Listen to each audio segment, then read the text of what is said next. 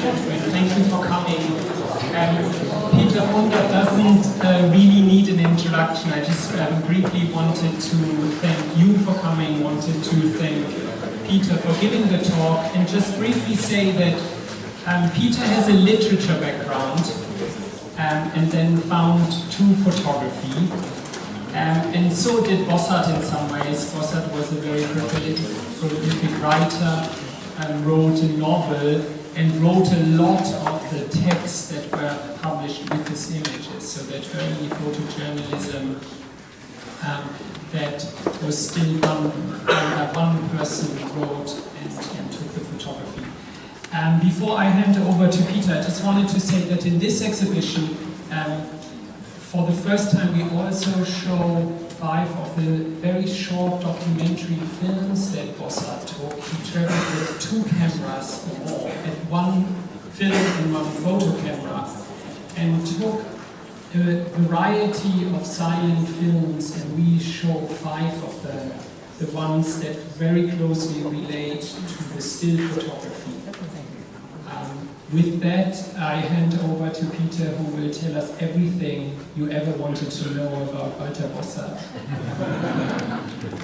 Thank you. It will be a difficult task, but I will do my best to do this in like 30 or 35 minutes. I'd like to give you a brief introduction into the biography of Walter Bosshard, but also into the specific aspects of his work, and especially also into the backgrounds of the archive, because it's important to know how we build up the knowledge about this work. So I will also give you an introduction into the institution where I work and where these photographs come from.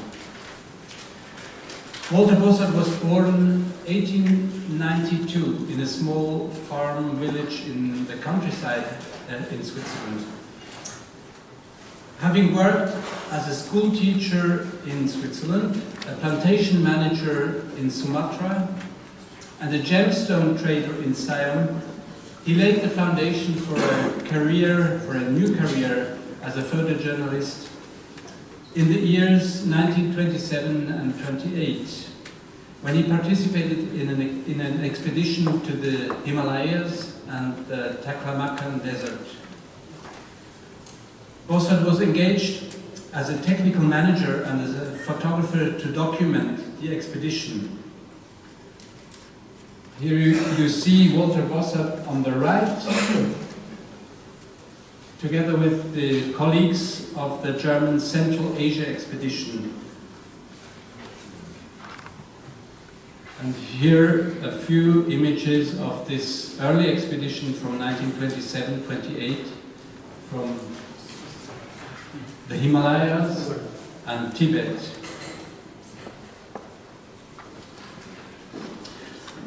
Back in Europe, he quickly gained international attention for his photo essays based on this expedition. His photos from the Himalayas were highly successful, as the leading magazines of that time were eager for stories about far-out lands and exotic cultures. In those years, technical innovations in the printing process improved the quality of photographic reproductions in a way that some of the progressive magazines could develop new and modern forms to convey their stories. Images presented in an attractive form became more important than texts. Thus, one can say that the modern photographic reportage was actually born around 1930, and some of the most successful photojournalists became the heroes of the new media world.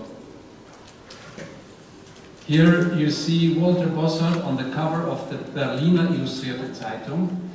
He was covering a reportage on an airship to the North Pole, but interestingly, the magazine didn't show the airship or the North Pole, they showed the photojournalist. So he's the new hero, typically for this time.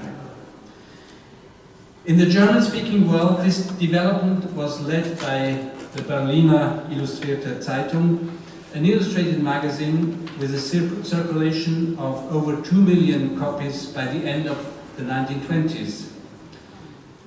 It was exactly this magazine, the Berliner Illustrierte, that commissioned Walter Bosshard to cover political, social or war-related topics in China. From 1931 to 1939, with a short interruption, Bosshard became one of the most important Western correspondents for the Far East.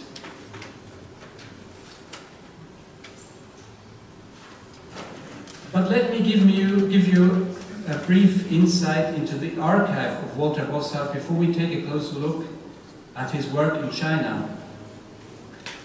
The photographic estate of Walter Bosshard is preserved by the Swiss Foundation for Photography in Winterthur, a national institution tasked with caring for the photo heritage of Switzerland. This is our institution in Winterthur, and you see that we are not only an archive that holds photography in some storages, we're also a museum. The Walter Bosshard estate is only one of over 50 important estates that we preserve in our premises. The heart of the Walter Bosshard estate consists in an archive of approximately 60,000 negatives. Here is the way he himself kept the negatives or the rolls of the films in his own boxes. This is another way he kept his negatives, different format in a different box. The fact that we have to rely on these negatives means that the access to his work is not as easy as in the case of a photographer whose estate consists essentially of prints. The question is, how can we proceed to reconstruct Bosshard's profile as a photographer and a photojournalist, given the fact that the negatives themselves usually do not tell us anything about the content and the context of the exposure. First of all, we try to secure a maximum of visual information through digital reproduction of the negatives, as you see in this image. Then we have several options. Sometimes we find some basic information on the negative pockets, handwritten by Bosshard himself.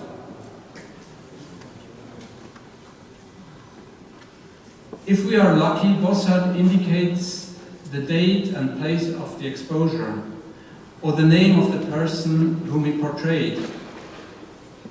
If not, we can try to deduce this kind of information by looking at the whole series in which the image appears, since the negatives are organized in a logical order. Walter Bosshard also made a selection of important portraits which he kept in wonderful personal albums, as you see in this image. Most of these photographs have precise captions, and some have been signed by the person portrayed. You certainly recognize the persons, so I won't tell them.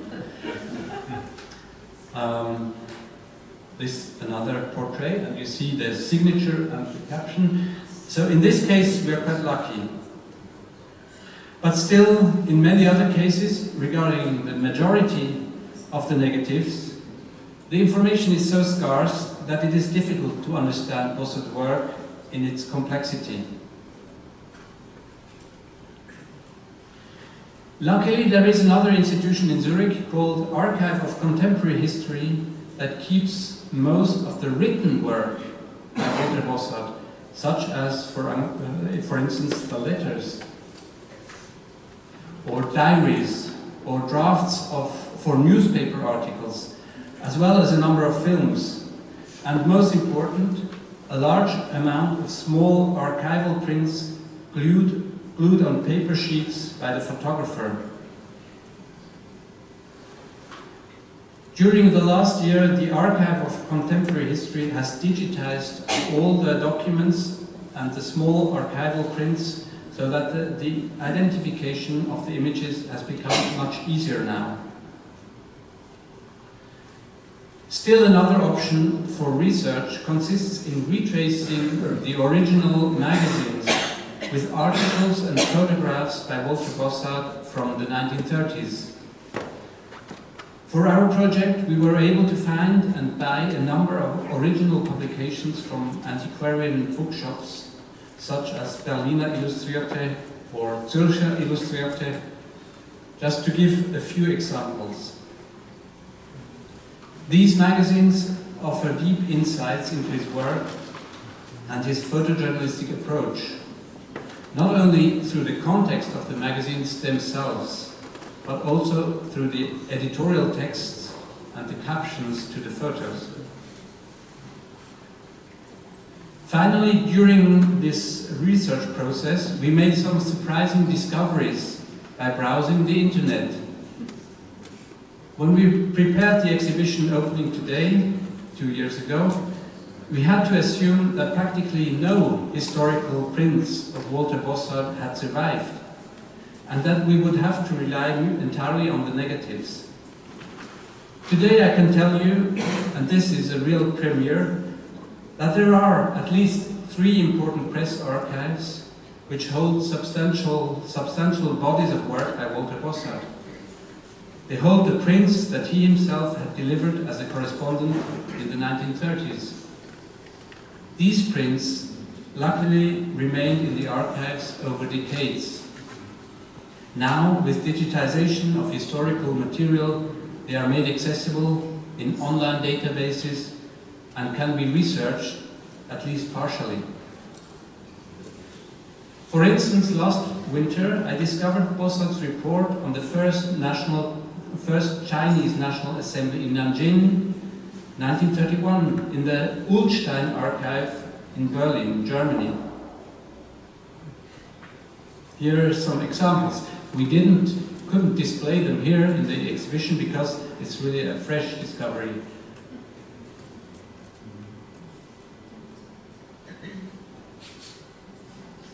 So this is how the vintage prints look like, in the format like 18 to 25 centimeters.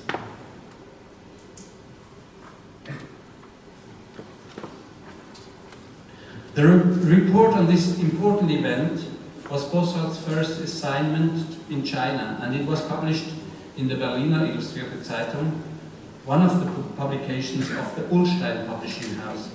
That's why they are still kept in this archive. Unfortunately, in this case, none of the negatives survived, so the prints in the Ullstein archive in Berlin might be the only existing images by Bosshard concerning this event. The good thing about these press images is the fact that they usually bear a lot of information on their back.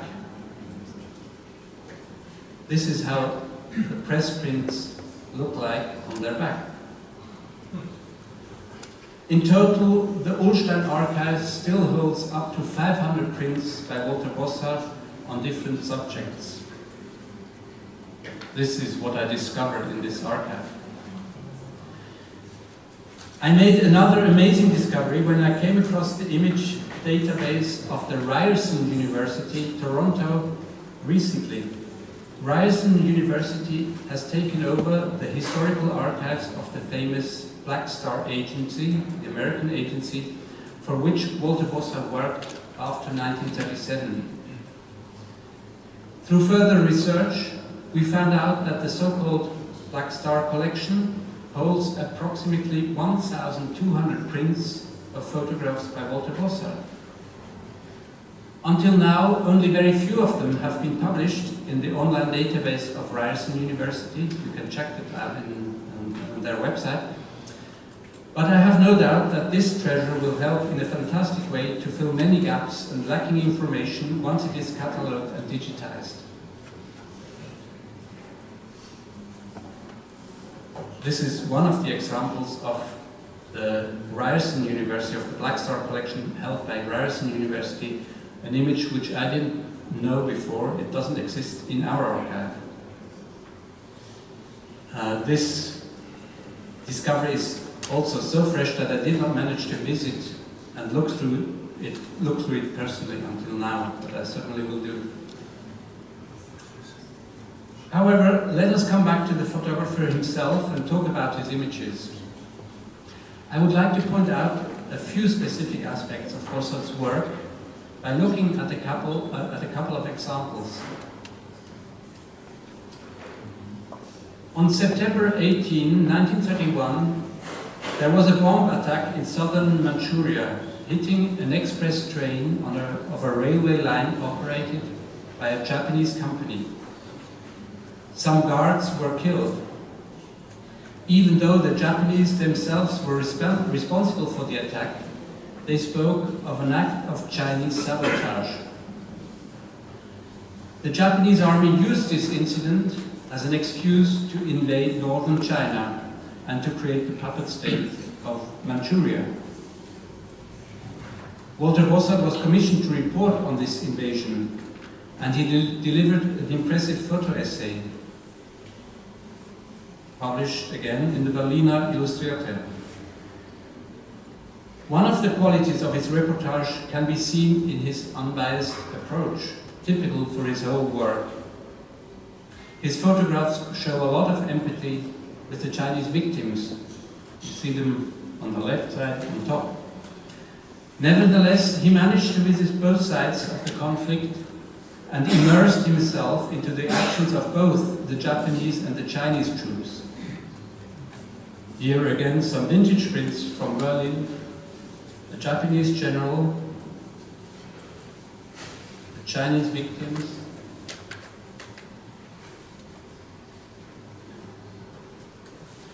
These images, by the way, have been, as I said, preserved by the Ullstein archive in Berlin and have never been displayed anywhere until now. Between 1934 and 1936, Walter Bosshard traveled to Inner Mongolia 5 times. He was drawn to the vast landscape and a calmer life, the counterpart to his everyday life in Beijing, which was marked by political turmoils. Bosshard lived in close contact with the local population for weeks, and he adapted to their nomadic way of life. This is one of the images which you will also find in the exhibition, Bosshard's Dreamland. And this is how we lived in the Inner Mongolia together with the local population. Bosshard appreciated their frugality, their spiritual culture, and their attachment to nature. However, he also knew that this world and the Mongolian way of life was about to disappear. Chinese settlers were penetrating the originally sparsely populated country from the south, and Japanese occupation was threatening the land from the north. Walter Bosshard saw himself as an eyewitness of a vanishing culture, which he wanted to document with his camera. In 1938, he also published a book called Cool Grassland Mongolia, illustrated with numerous photographs.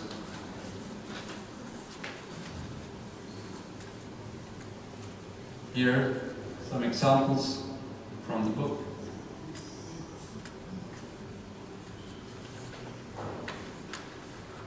Let me turn to another aspect, the aspect of the concerned journalist.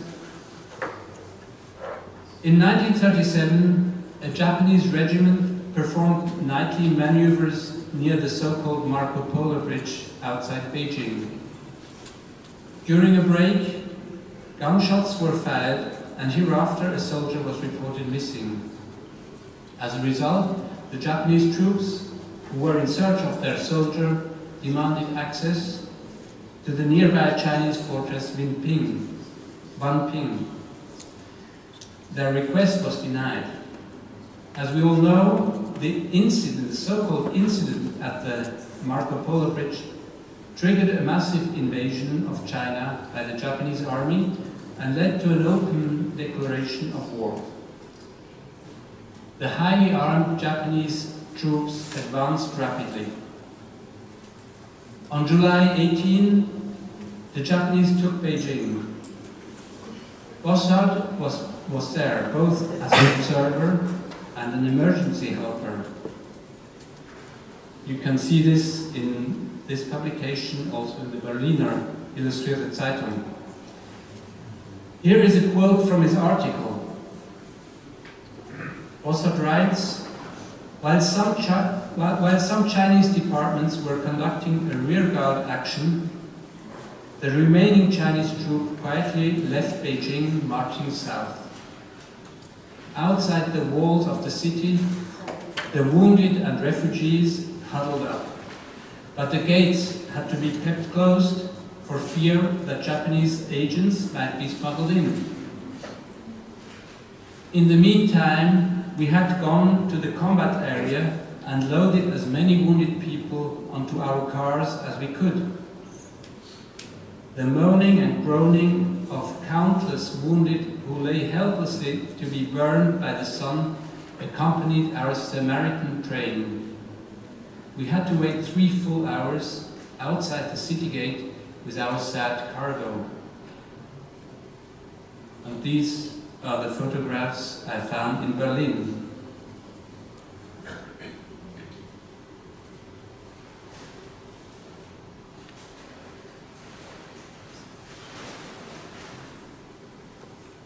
This is the car Bosshard describes, with the wounded loaded on the back. Still another aspect of Bosshard's work is the context of photojournalism and the speed in which this had to happen. The reports had to be sent out as soon as possible, so it was always a question of how fast can a journalist manage to get his story transferred to Europe. In May 1938, Walter Bosshard succeeded in visiting the Red capital Yan'an in the remote north of Shaanxi province, where the 8th Route Army had entrenched itself. After an arduous 6-day journey, he and the American journalist Archibald Steele arrived at the center of communism, where Bosshard conducted an extensive interview with Mao. Bosshard on the left, Mao in the middle, and Archibald Steele on the right. In his report for a Swiss newspaper, Bosshard also tried to capture Mao's personality and his appearance. This is how he described him in his words. Mao Zedong spoke forcefully, simply and without gestures. During his speech, his long, pitch-black hair often fell over his forehead. With a slow movement of his beautifully shaped hand, he stroked it back again. He enjoyed the cheapest cigarettes, which he smoked continuously and which tasted of a mixture of horse manure and sauerkraut. Bosshard was also interested in learning how the followers of communism organized themselves and how they were trained. He was impressed by the cleanliness of the city and the cheerful confidence of the young people. Let me quote him again. Yan'an was the Mecca of the next generation, who were driven out of school and home by war, and expected a new union of faith there. The followers of the 8th Route Army lived in lost caves, which they had prepared as shelters. Here they received theory lessons and were prepared for their deployment against the Japanese. Bosshard also managed to produce a film on Mao and Yan'an, as he often did in these years, in parallel to his photography. You will see this film after this talk on this screen. I will just show you a very brief a few seconds of this film. I'm not sure if I can make it work with this tool. Can I? Can we get into the film?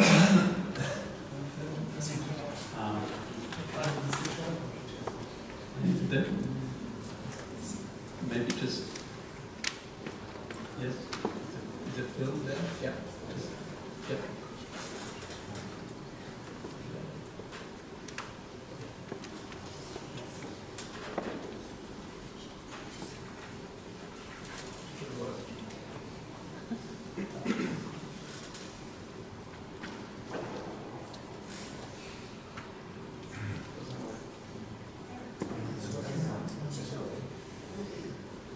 Takes some time.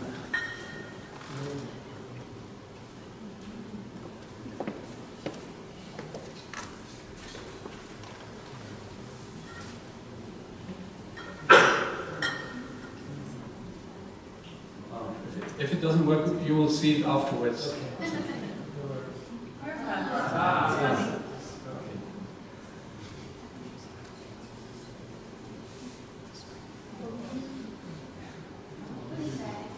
Probably too heavy.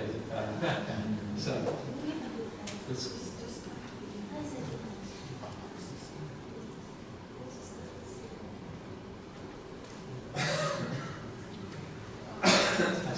we skip it and look at it afterwards. Okay. So, can you put the full screen again? Okay. However, the outstanding result of Bosshard's journey to Yan'an was a report in Life magazine which attracted international attention. This is one double page of this reportage. The star reporter Robert Capa, who was in China at the same time and had also wanted to do this story, had to return home frustrated. However, the rivalry between Capa and Walter Bosshard was not too serious. When Robert Capa, the famous photographer, came to Hankow in 1938, he made friends with Bosshard. Here are 2 pages of Bosshard's album, and you see Robert Capa on the left, Walter Bosshard in the middle, the American journalist Freda Utley on the right, and on the right side you see Capa with his head on the knees of Walter Bosshard. But obviously there was some friendly photojournalistic competition in covering the battles around Hankow and the constant bombing of the city by the Japanese. Both Bosshard and Capa produced impressive reports on what the almost uninterrupted air raids had caused, showing death, devastation and despair. They provided shocking images of refugees and of the evacuation of the inhabitants, especially the orphans. On the left side you see Refugees on Train by Walter Bosshard, and the same topic covered by Robert Capa on the right side.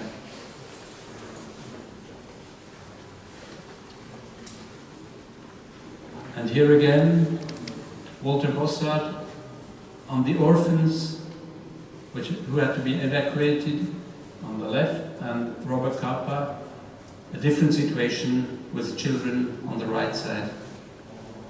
Always in Hankow, 1938.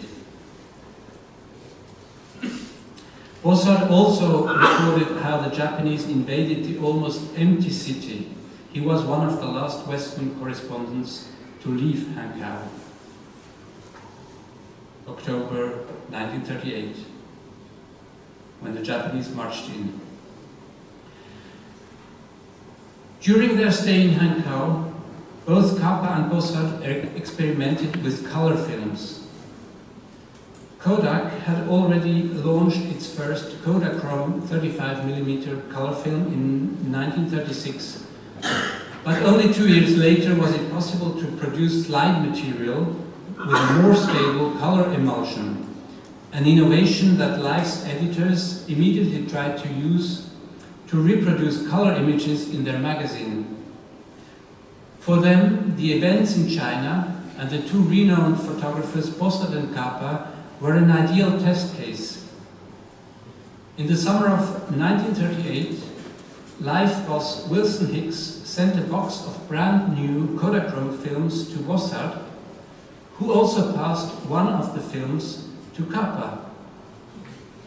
On October 17, 1938, Robert Kappa was able to publish his earliest color images realized on Kodachrome in Life. You see them on the right side. By the way, on the left side, you have images by Walter Bosshard. These color images presented an unusual, completely novel side of war, since until then, color images in magazines were almost exclusively reserved for advertising. According to the legendary American picture editor John G. Morris, these color photographs may well be the first photographs of war ever taken in color. However, Walter Bosshard's first color images had been printed 2 months earlier in the Life issue of August 8, which I had mentioned before in his story about Yan'an. This is possibly the earliest published photographic portrait of Mao in color, together with 2 further color photographs of exercises of the Red Army in Yan'an. They filled a whole page of Life. Against the background of the barren, yellow-less landscape, the blue of the uniforms radiates energy and optimism, and the title, "China's Blue-Clad Reds Harry Japan," explicitly refers to color as a component of reporting, opening a new chapter in photojournalism. I would like to come to another aspect of Bosshard's work concerning storytelling. In 1938, the United Nationalist and Communist troops developed new strategies against the Japanese attacks. One of the main scopes was to mobilize the rural population and to train them in guerrilla tactics. The Communist 8th Route Army played an important role at this turning point due to its popularity within the rural population and its experience in guerrilla warfare. However, it was the Nationalist Army which organized a new campaign throughout the country. Walter Bosshard visited one of the numerous training camps which hosted many young men and women and recorded their everyday life. According to the editors who published this story about women in a guerrilla camp, Bosshard was the first foreigner to be admitted to one of these guerrilla schools. He also showed quite some creativity when he reported on the new spirit in the Chinese army. Instead of a simple documentary, he invented a storyline that illustrates the transformation of the farmer Chan into a guerrilla fighter. By the way, you see these images on the wall to your right. Bosshard therefore used staged photographs, for which he might have been inspired by filmmaking. Obviously, this format was not so uncommon in the field of photojournalism in the 1930s. Walter Bosshard applied it more than once to inform his reader about complex issues. Here you see the continuation of these stories. It's like a fotoromanzo, a story built of a couple of images with captions which explain the development. And in the end of the story, you see the same image here, a falling soldier, but it's a staged photograph. and it's declared that it's a staged photograph. By the way, the story about Chang, the farmer Chang, also alludes to camouflage as a part of the new tactics. Since the greatest threat was then posed by Japanese air raids, camouflage became very important. In order to recognize the cloaked soldiers, the bombers had to fly very low, and this gave the Chinese a chance to fight them with simple weapons. Finally, I would like to draw your attention to the aspect of networking, which was probably the basis for Bosshard's success. Walter Bosshard maintained good relations with the most powerful personalities in China. He was particularly impressed by Mei-ling Soon, the wife of the generalissimus Chiang Kai-shek. By the way, he was not the only one. Robert Capa did the same story on her. On the right you see Robert Capa, on the left Walter Bosshard. Bosshard's admiration for her is not only visible in a large number of photos, but also in the way she was portrayed by him. Let me quote his own writing. For a long time, before the war broke out, she tried to fight against the harmful customs and habits of her people through the New Life movement. She also tried to put youth education on a new basis. The war, with all its horrors, the great misery and the enormous poverty, aroused compassion and a great sense of responsibility in this unusually strong-willed woman. She renounced all the comforts of living with the highest Chinese statesmen and sacrificed all her time to the millions of unhappy countrymen who came back wounded or crippled from the front. Mrs. Chang tries to help them all, and by setting a personal example, she helps in hospitals when the number of wounded is high, or sits at the sewing machine to make clothes for orphans and refugees. She manages to shake the women of the upper class out of their previous apathetic indifference. Walter Bosshard's time in China came to an end in 1939 when he was engaged as a correspondent of the Swiss newspaper Neue Zürcher Zeitung and had to travel around the world to report about the effects of World War II in Europe, but also in remote places in other continents. But it seems that he could not maintain the high quality of his photojournalistic work anymore when moving around to all these places on a hectic schedule. There is no doubt that his period in China from 1931 to 1939 was the most important decade in his career, not only because he was able to combine his skills as a photographer and as a writer, but also because he was able to follow the Sino-Japanese War in all its dramatic developments at first hand. This allowed him to shed light on the historic events from different, even opposite perspectives. One of his strengths lay, as I said you before, in his unbiased engagement with a complex reality. His talent unfolded in his attempt to comprehend and convey a strange and crazy world. Thank you for your attention.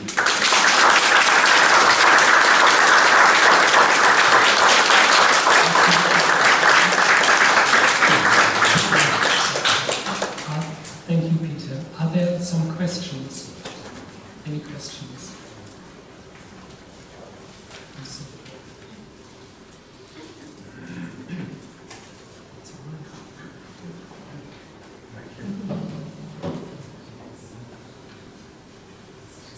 Thank you so much.